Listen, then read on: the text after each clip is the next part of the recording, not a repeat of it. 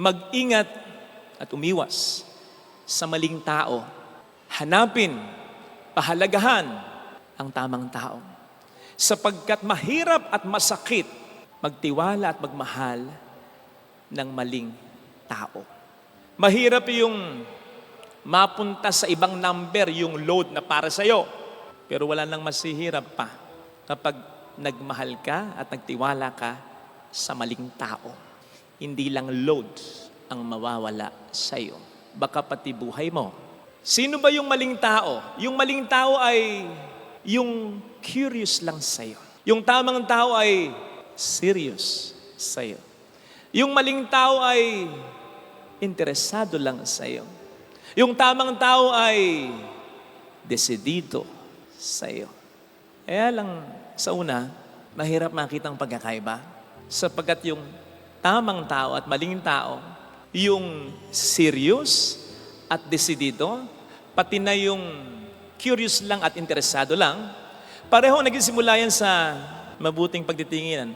Hi, hello, how are you? Sa malimit na pag-uusap, pagte-text, pakikipagkita. Hanggang sa ma-fall ka na, ma-develop ka, magtiwala ka. Na okay lang kung ganun din siya. Paano kung interesado lang siya at curious lang siya kasi maganda ka, gwapo ka, may nakukuha siya sa'yo. Nagiging parang rebound ka lang niya sapagkat nabobor siya. May interest lang siya sa'yo. May hidden motivo lang siya sa'yo. Paano yun? Kaya, ang anumang relasyon, alam po ninyo, it should take some time. Sapagkat panahon ang magsasabi, segun sa ating pakiramdam, kung ang tao ay tamang tao at kung ang tao ay maling tao. It should take some time. Halimbawa, sa paglipas ng panahon, ay yung pakikipag-text, pakikipag-usap at pakikipagkita, hindi nagbabago. Ganun pa rin, consistent. At hindi lang ganun pa rin, nagbago, pero for the better. Kasi mas dumalas, mas naging meaningful, mas naging malalim. Malamang, tamang tao. Pero pag sa paglipas ng panahon, nagpapalipas na rin siya ng panahon bago ka i-text, bago ka kausapin, bago siya makapagkita. Ay, nako. yung sa pagte-text, even just to check on you, lalong-lalo na sa pagre-reply. Gayong alam naman niya na ikaw ay magagalit, mag-iisip, mag-aalala, magtatampo, pero wala lang sa kanya. Ay, nakaw, maling tao. Sa pakikipagkita, kung kailan niya lang maisipan, siya magsaset, ikaw ang mag-a-adjust sa kanya. Weekdays pa. Bakit? Anong masama sa weekdays, Father? Kasi naman kayo, who work from Monday to Friday, ano mahalaga sa inyo? Friday nights. Gimmick na yan. O kaya pahinga na yan, relax na yan. Saturday, Sunday, rest days nyo yan So mahalaga po para sa inyo yan. Kaya, kung ang isang tao, nilalagay ka at pinaprioritize ka sa schedule niya, simula Friday night or Friday afternoon hanggang Sunday, mahalaga ka. Kasi yun ay para na sa kanya, pero ibinibigay pa niya, kasi nga mahalaga ka. Kaya lang, kung sa pakikipagkita niya ay alanganing oras pa, mabilisan pa. Hindi nga breakfast hindi nga lunch, brunch pa. Pinagsama pa. Ay, malamang sa maling tao. Hindi siya serious at desidido. Curious lang siya at interesado. Maganda yung curious at interesado kung consistent. Kasi pwedeng mag-grow yun sa pagiging sincere, pagiging decided. Kasi nga, pareho lang nagsisimula yan hindi Curious na nga lang, interesado na nga lang, paminsan-minsan pa. Paminsan-minsan pa, kung kailan lang pabor sa kanya. Pansinin mo yan, yung pagiging curious at interesado niya. Kapag gusto niya yung pupuntahan ninyo, mas tumitingkad ang curiosity at interest niya. Kung gusto niya yung restaurant kung saan kayo kakain, alam niyang masarap, ikaw pa maglilibra. Curious siya. Interesado siya. Well, I should say this. Kasi marami nagko-confide sa akin ng ganito.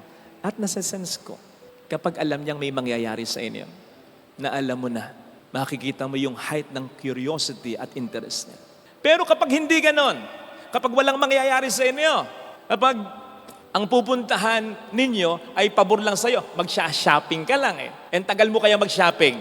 Pupunta ka lang sa reunion ng inyong pamilya. Magsisimba ka lang. Ang bigat-bigat na ng kanyang mga paa at ang loob niya, kaya konting hassle, naiinis na siya. Ay, kapatid, ingat ka. Kasi ang tao, lalong-lalo na ang lalaki, gagawin niya pag gusto niya. Gusto namin mamahinga, mamamahinga kami, wala kaming pakialam sa inyo. Gusto namin kumain, kakain kami. Gusto namin magpunta sa isang lugar, mag-effort talaga kami. Lalong-lalo na, sabi ng psychology, ang lalaki.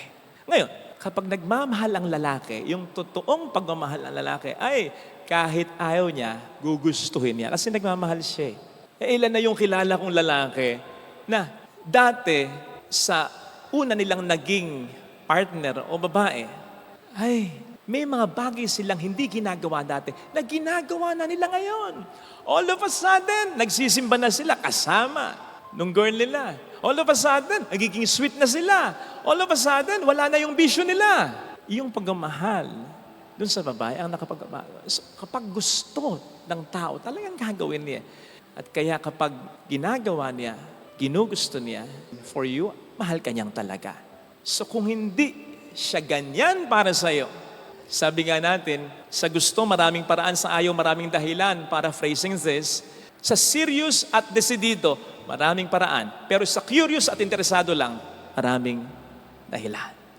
Brothers and sisters, I bet the last thing we want to happen in our lives is to become deeply attached with someone na wala tayong makitang linaw kung siya ba talaga ang tamang tao sa ating buhay. Kung ang relasyon ba na ito ay tatagal. Because sometimes, alam po ninyo, men, even women, can be very cunning, pretending that he or she is serious. He or she is decided with you and for you.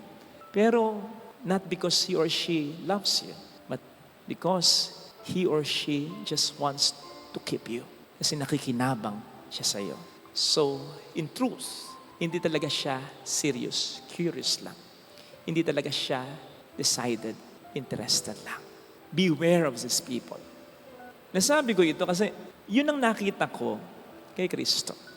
Ang sabi sa Ebanghelyo, si Herodes, gusto niyang makita si Kristo. But not because he was serious. Because he was just curious. Gusto niyang makita si Kristo, but not because desidido siya. It was because interesado lang siya. Kaya si Herodes, para kay Kristo, para sa kanya, ay hindi tamang tao na dapat niyang i-prioritize na makita. Pansinin po ninyo, itong si Herodes na ito, anak na lang ito ng Herodes na nagtangka sa buhay ni Kristo, na naging interesado at curious din kay Kristo nung nasa sinapupunan pa lang siya ng kanyang ina. Natatandaan niyo yun? Ang sabi ni Herodes, o ni Herod, sa mga Magi, hanapin niyong mabuti ang sanggol. At pag nakita niyo, balitaan niyo ako upang ako may makasamba sa kanya. Di ba? Itong si Herodes dito, anak nung Herodes na yon. Nakita niyo na? Like father, like son. Curious at interesado lang. Kaya nakita po ninyo ang attitude ni Kristo. Jesus is for all. Jesus loves all. Pero may mga tao na dapat pakisamahan mo. Kahit si Kristo bilang Diyos na totoong nagkatawang tao, pinakita sa atin, yes, dapat mong igalang. Pero hindi lahat ng tao dapat mong samahan. Kasi alam niya, pag nakipagkita siya sa isang maling tao, lalong-lalo na sa taong ito, kay Herodes, lilimitan lang nito ang buhay niya sa mundong ito. Sasayangin lang ng taong ito ang oras niya, ang panahon niya. At pupwedeng ito ay ikasira, ikamatay pa niya. Totoo nga. O hindi nga ba, nang makita na ni Herodes si Kristo, yun na rin ang isa sa mga naging simula ng pagkapakasakit at kamatayan niya sa Kalbar. Oh! So again, beware of these people. Again, lahat ng tao dapat igalang, pero hindi lahat dapat mong pakisamahan o samahan ng lubusan. Sapagkat may mga tamang tao para sa iyo na pinapadala ang Diyos. Pero gumagamit din ang demonyo ng tao, ng mga maling tao, upang imali ang buhay mo. Beware of these people. Hindi ka lang niya sasaktan. sasayangin pa niya ang malaking bahagi ng buhay mo. Ito yung bahagi ng buhay mo na akala mo siya na, pero hindi pala. Paasa. At ito rin yung bahagi ng buhay mo matapos kang saktan o i-give up na. Bakit? Kasi malulungkot ka. Mawawalan ka na ng tiwala sa pag-ibig katulad ni Bea Alonso. Di ba? For quite some time, hindi na raw siya naniniwala sa marriage until nag-propose Dominic, dapat tamang tao na ha. Kasi sasayangin ito ang buhay ng isang tao eh. Sa tao kasi na minamahal mo at pinagkakatiwalaan mo, who by the way ay hindi lang partner ha, ang tamang tao ay kaibigan din. Ang tamang tao ay laging kasama. Kasi kapag ang tao ay tama para sa'yo, anong gagawin mo? Mag-invest ka na ng lahat-lahat sa kanya. Time, energy, even material things. Di ba? So kung yan ay maling tao pala, edi sayang lang. Nasayang lang. Okay lang na tayo maghirap, masaktan, sapagkat gano'n naman talaga ang buhay. May mga suffering talaga. Pero with the right person, with the right people, para masulit ang ating mga iyak, ang ating mga pagod, at ang ating mga sakripisyo. Kaya, hanapin at pahalagahan ang tamang tao. Paano mo hanapin? Maging tamang tao ka rin. Hindi ka makakakita ng tamang tao sa buhay mo kung magiging maling tao ka. Napakarami mong bisyo. O sige. Ay, nakaw. Ang darating na tao sa buhay mo, mga may bisya. Wala kang paggalang sa magulang mo, makakapag-asawa ka nang wala ring paggalang sa magulang niya. Wala kang pagpapahalaga sa pamilya, magkakaroon ka ng kaibigan na wala ring pagpapahalaga sa pamilya. Chismoso ka, chismosa rin ang makakasama mo. Maging tamang tao para madaling makita ang tamang tao. Ngayon, pag nakita mo na yung tamang tao, pahalagahan mo, alagaan mo. Diferensya sa atin, o minsan, kasama mo na yung tamang tao, kanino ka nag-spend ng more time? Sa mga maling tao, barkada. Pinagpapalit mo yung asawa mo sa barkada mo. Gaano man kabuti yan? Asawa mo mas mabuti kaysa diyan. Magulang mo mas mabuti kaysa diyan. Kapatid mo mas dapat mong priority kaysa diyan. Pahalagaan mo. Okay? Pero ito yung pangatlo. Maging seryoso tayo, pahalagahan natin, at maging desidido tayo lagi kay Kristo. Sapagkat more than anything or anyone else, more than any relationship in this world, ito ang pinakamaasahan nating relasyon na hindi magbabago. Si Kristo. Kaya nga, nakita po niyo San Lorenzo, nung sabi niya, kahit 1,000 buhay ko, ibibigay ko kay Kristo. Bakit? Sapagkat yung 1,000 buhay na yan, walang kahit isang masasayang pag yan ay na kay Kristo. O di ba? Yung napangasawa mo, yun naman talaga yung tamang tao eh. Pero nagtago. O yung anak mo, napakagalang dati niyan eh. Nung magkaasawa, nako, naging katulad ng manugang mo. O parang naging maling tao. Yung kapatid mo, dapat ang bait-bait niyan eh. Bakit nung mabarkada parang, siya pa ba yung minahal ko? Siya pa ba yung nagmamahal sa akin na totoo? Siya yung tamang tao. Paano nangyayari? Ba't nagbago? Ganon ang tao. Nagbabago. Kasi kung pinahalagahan mo siya kasi siya ang tamang tao para sa'yo, unfortunately, hindi kanya pinahalagahan na impluensya ng mga maling tao. But it does not necessarily mean na nagkamali ka sa kanya. Siya ang nagkamali. Hindi kanya pinagahalagahan sa buhay niya. What I'm saying is, it happens. Nangyayari yan. Kaya ang sabi kong pinakamahalaga, bukod sa magpakatamang tao ka, bukod sa hanapin mo yung tamang tao at pag nakita mo yung pahalagahan mo, pinakamahalaga, mas mag-establish tayo ng malalim na relasyon sa ating Panginoon.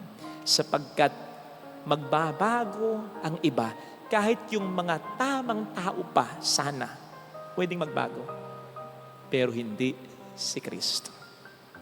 Sige nga, kaunti lang yun ang umpisal kanina, pero lahat tayo dito makasalanan. Lahat tayo dito, madalas, hindi tayo nagiging seryoso at desidido kay Kristo. Madalas, curious lang tayo. Kung minsan, interesado lang tayo. Meron tayong makukuha eh. Meron tayong problema eh. Curious lang, pagalingin kaya niya ako? Sige, magsisimba ako. Ay, may kailangan ako, kaya magpapakabuting tao ko. Hindi tayo consistent na seryoso at desidido para sa Kanya. Pero siya, ang Diyos, consistent.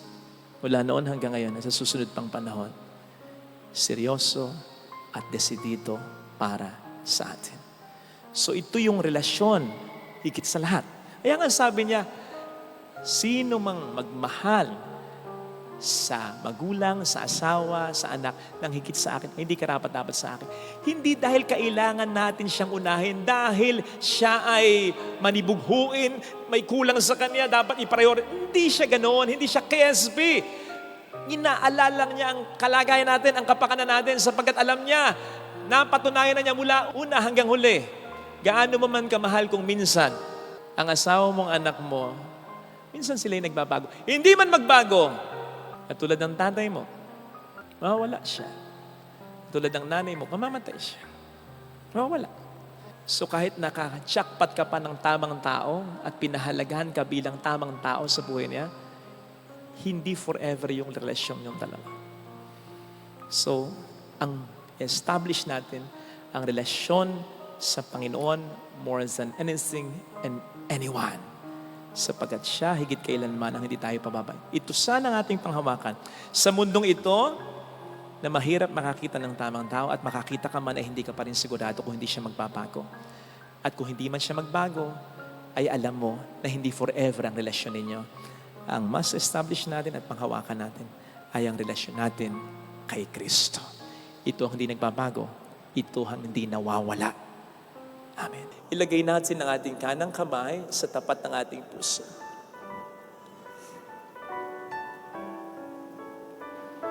Maayos rin ang pamilya. Makikita rin nila ang iyong halaga.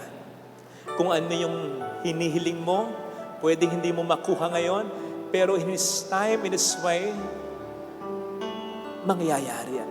Alam kong may magagawa. Kasi sinabi na niya, alam kong may magagawa ang Diyos. Pag sinabi niya, ilista mo na, paniwalaan mo na, i-claim mo na.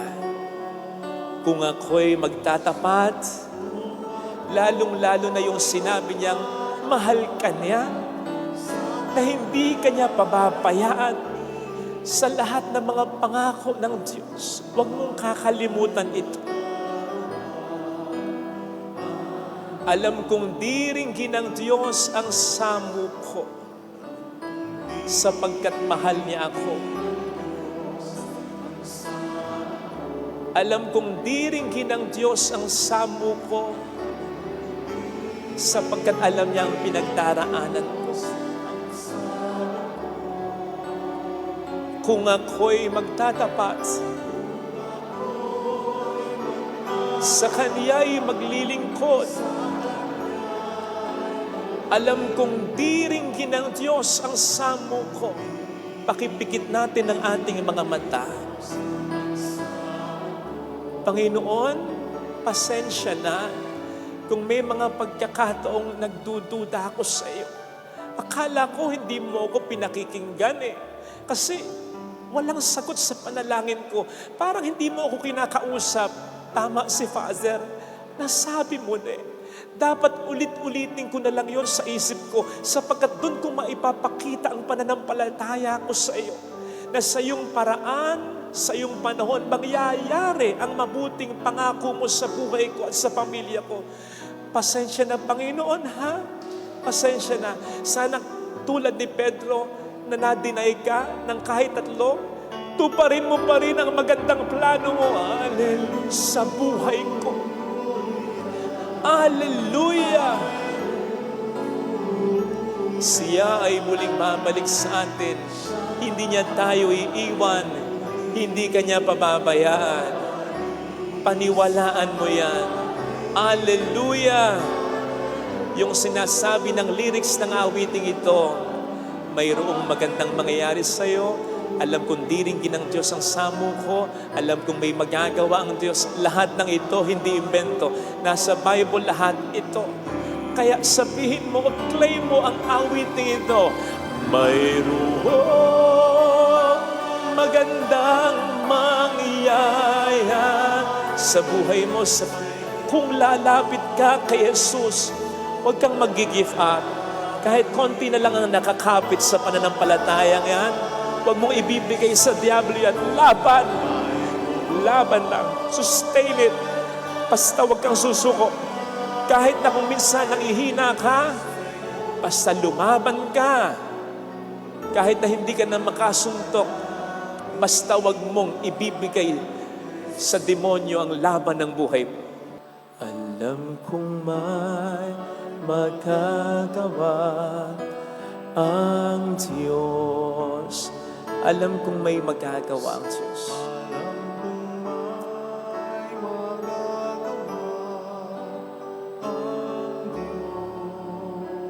Kung ako'y magtatapat, sa Kanya'y maglilingkod. Alam kong may magagawa ang Diyos. Hindi ako magtututa. Ako'y matutulungan yan. Alam kong diringgin ng Diyos ang samo ko sapagkat mahal niya ako. Alam kong diringgin ng Diyos ang samo ko sapagkat anak niya ako. Kung ako'y magtatapat, sa Kaniya'y maglilingkod. Alam kong diringgin ng Diyos ang samo ko. Pikit natin ang ating mga mata. Panginoon, tulungan mong tulad ni San Bartolome, pagsikapan kong magkaroon ng malalim na relasyon sa iyo, ang makilala ka pa, ang mas maramdaman ang epekto ng mga salita mo sa pamamagitan ng pag-asa buhay nito. Kahit nahihirapan ako, yung magpatawad ako, yung magpika, yung magsakripisyo at magmahal, kahit nasasaktan ako. Tulungan mo din ako maging katulad ng babaeng Cananea na sa kabila ng mga problema, I continue to press on, to push, praying until something happens. Tulungan mo po ako na huwag mawalan ng pag-asa at maniwalang sa piling mo may mangyayaring maganda. Hallelujah! Purihin ang Diyos. Hallelujah! Pasalamatan siya. Siya ay muling babalik sa atin. Hindi niya tayo iiwan. Hindi kanya papapayaan. Paniwalaan mo yan. Hallelujah! Purihin ang Diyos. Hallelujah! Sa takdang panahon ay babalik ang Panginoon upang tayo ay kunin tapat siya sa kaniyang mga pangako sa atin. Sabihin mo sa sarili mo, mayroong magandang mangyayari sa iyo. Sapagkat yun ang pangako ng Diyos sa pamamagitan ng San Pablo. Kung lalapit ka kay Jesus, walang sino man o anuman ang sa iyo ay makatatalo. Mayroong magandang mangyayari sa iyo sapagkat kapag lapit mo kay Kristo, ang laban mo magiging laban na rin niya. Hindi ka na mag-iisa sa pagharap sa anumang problema kung lalapit kay Jesus. Huwag mong pababayaan ang pananampalataya at relasyon mo sa Kanya.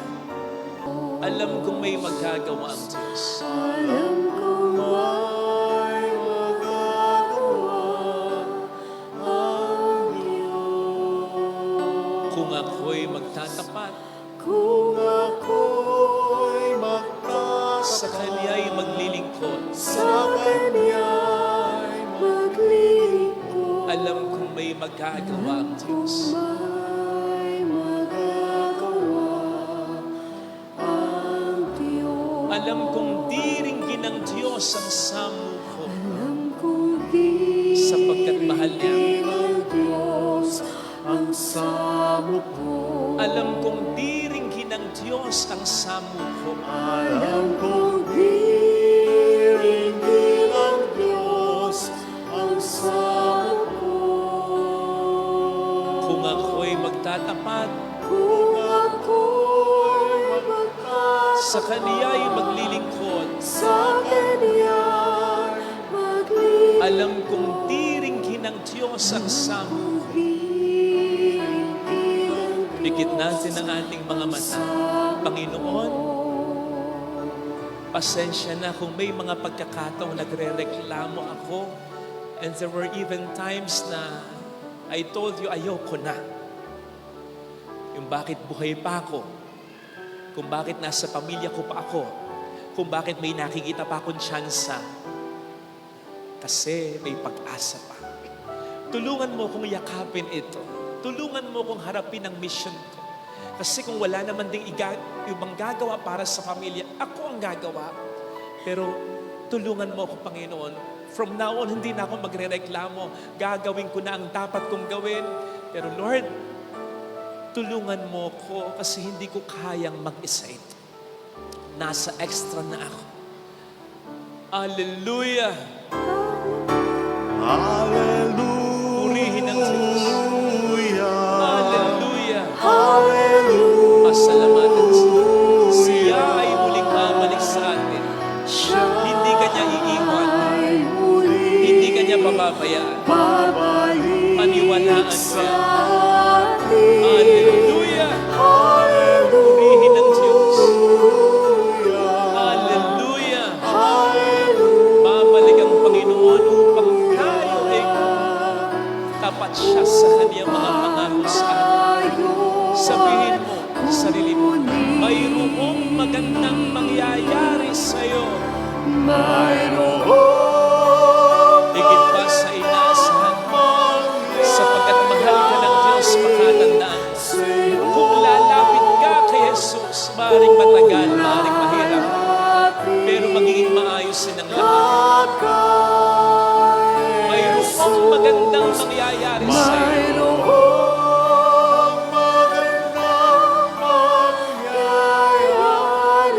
Kung lalapit kay Jesus, alam kong may magagawa ang Diyos.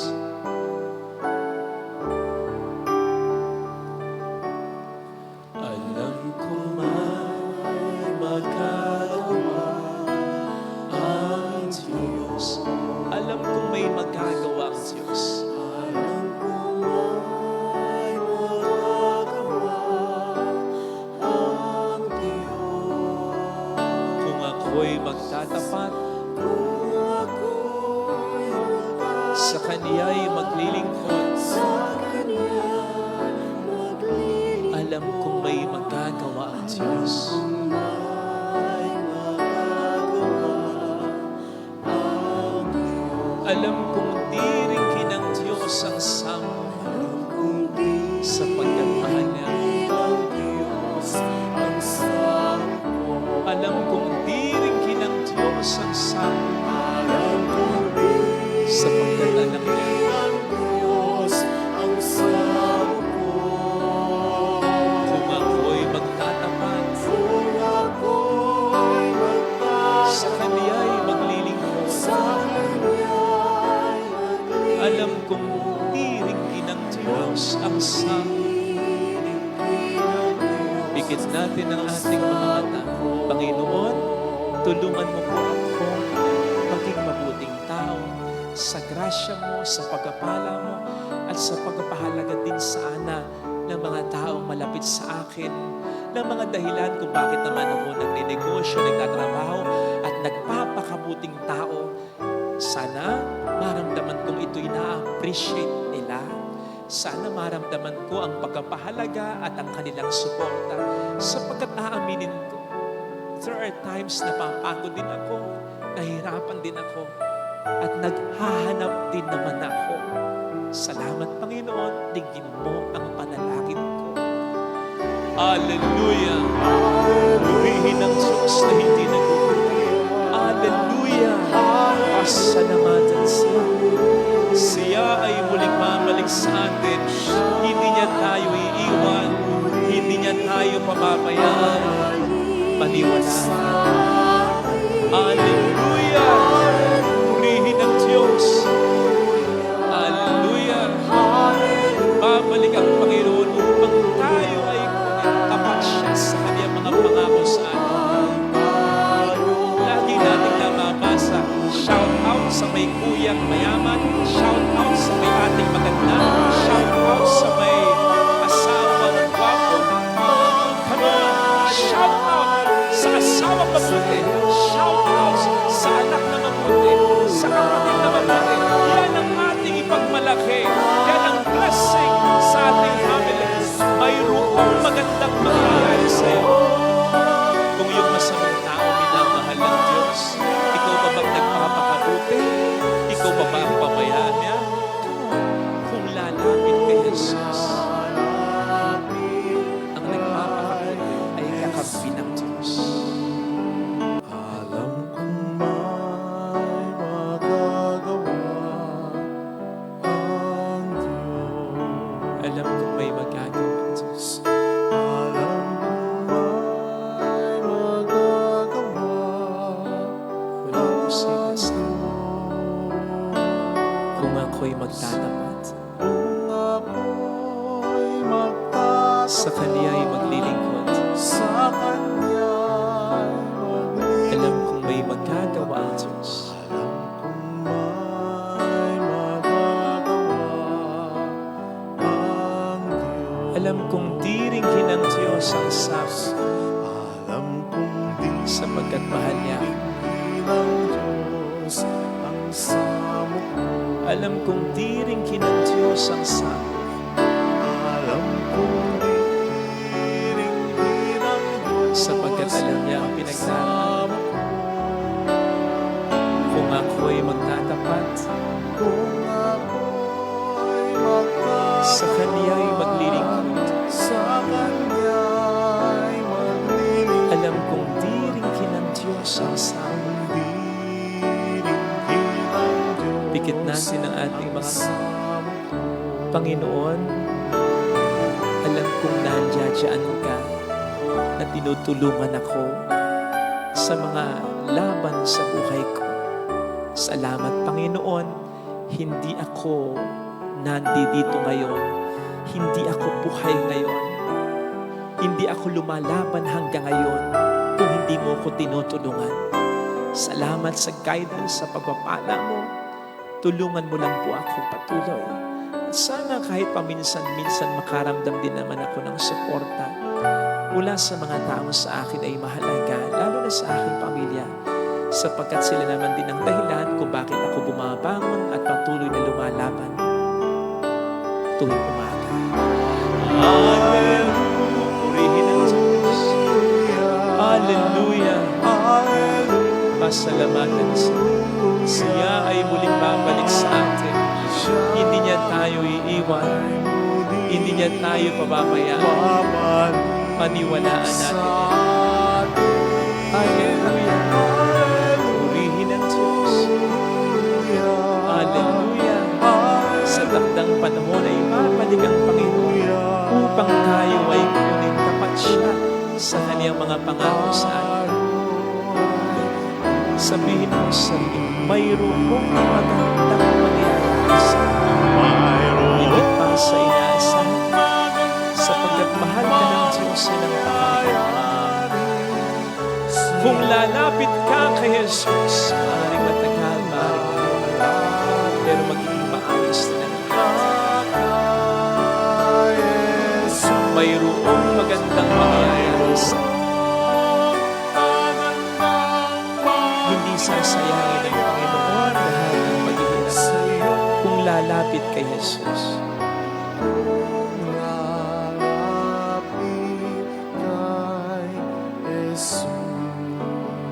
Alam kong may magagawa ang Diyos.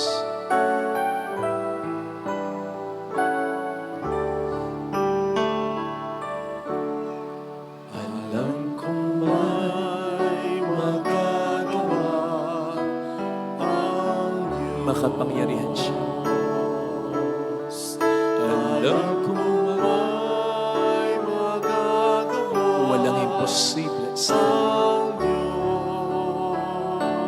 ako'y magtatapat, kung ako'y magtatapat, sa Kaniya'y maglilingkod, sa Kanya'y maglilingkod, alam kong may magagawa, Diyos. may magagawa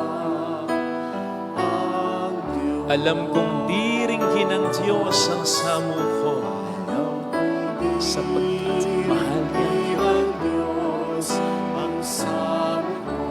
Alam kong diringgin ng Diyos ang samo ko, Alam kong diringgin ang Diyos sapagkat alam niya ang pinagdaraanan ko. Kung ako'y magtatapat, kung ako'y magtatapat, sa Kaniya'y maglilingkod, sa Kanya'y maglilingkod. alam kong diringgin ng Diyos ang samo ko. Diringgin ang Diyos ang samo. Ipikit natin ang ating mga mata. Panginoon, salamat at lagi kang nandyan upang ako ay tulungan. Napakalaking bagay lalo pat hindi ko ito minsan maramdaman sa mga tao na aking inaasahan. Kaya ang nangyayari, pakiramdam ko, ako na lang ang lahat na nagdadala ng problema sa pamilya ko. Parang ako na lang yung nangangarap. Pero hindi ko i-give up ang pangarap na ito sapagat alam ko, ikaw ang nag-insert nito sa isip at sa puso ko. Gusto mo itaguyod ko ang pamilya ko. Gusto mo iayos ko ang pamilya ko. Gusto mo, bago ko mawala sa mundong ito, masigurado ko na aayos ang pamilya ko. Hallelujah! Kaya, pagtsatsagaan ko ito. Hallelujah! Pagtatrabahuhan ko ito, siya ay muling babalik sa atin. Dahil alam ko, ikaw ang mas magtatrabaho. Ikaw ang mas magsasakripisyo. Makikipagtulungan lang ako. One at a time. Hallelujah! Kung ano lang muna ngayon ang kaya ko. Hallelujah! Hindi mo na ako lulundag sa bukas. Babalik ang Panginoon upang tayo ay kunin. Hindi ko pa nakikita yung bukas. Ikaw kitang-kita mo. Kaya ang buhay ko ay sinusurrender ko sa mayroong magandang mangyayari sa'yo. Higit pa sa inaasahan mo. Basta hayaan mong kumilos ang Diyos sa buhay mo. Yes! Kahit may kapalpakan ngayon, kahit may problema ngayon, kahit may kabiguan ngayon, tandaan mo, mahal ka niya at makapangyarihan siya. Kahit kabiguan pa, kahit problema pa, kahit aberya, kaya niyang gawing biyaya, maniwala ka. Pwede siyang gumawa ng tuwid na linya mula sa liku-likong pinanggalingang linya. Maniwala ka. Basta, magtiwala ka at mamamangha ka. Mamamangha ka. At kaya ka mamamangha, alam mo, kung ikaw lang hindi mo kaya, tinulungan ka niya. Alam kong may magagawa ang Diyos. Alam kong may magagawa Makapangyarihan siya. ang Diyos.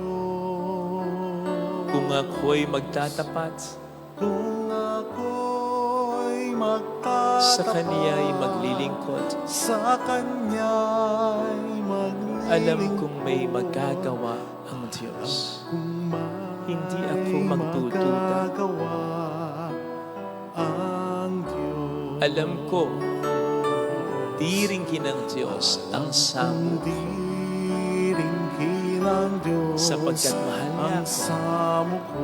Alam kong diringgin ng Diyos ang samo Alam kong diringgin ang Diyos sapagkat ang samo alam niya na rin ang pinagdaraanan ko.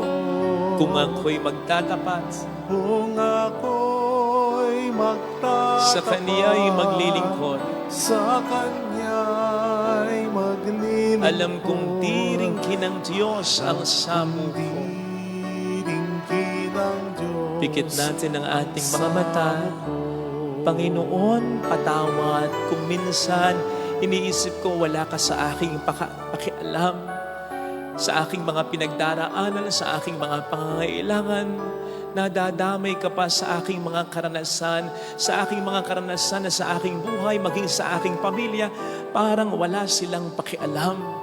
Tuloy, pati ikaw, naiisip ko ganun ka rin. sapagkat feeling ko kung minsan ako'y nag-iisa at wala akong kadamay, hindi ko pala dapat paniwalaan ito sapagkat ang totoo ay ang kabaligtaran na ikaw ay aking ama.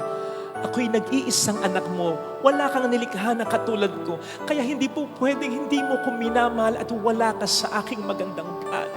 Hallelujah! Ito ang pangahawakan ko. Hallelujah! Ni hindi ang pagmamahal ko sa iyo, kundi ang pagmamahal mo sa akin. Siya ay muling babalik sa hindi niya tayo iiwan, hindi niya tayo pababayaan. Hallelujah! Purihin ang Diyos. Hallelujah! Sa takdang panahon, babalik ang Panginoon upang tayo ay kunin tapat siya sa kaniyang mga pangako sa atin. Sabihin mo sa sarili mo, mayroong magandang mangyayari sa iyo.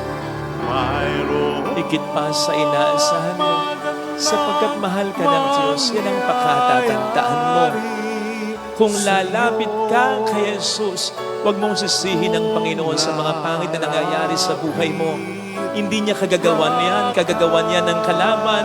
Walang ama na magnanais na ang kanyang anak ay lukohin, pabayaan at saktan. At mayroon siyang ginagawang paraan. Kumapit ka lang. Magtiwala ka lang. Kung lalapit kay Jesus, hindi ka niya papabayaan. Alam kong may magagawa makapangyarihan siya. ang Diyos. Alam kong may magagawa ang Diyos.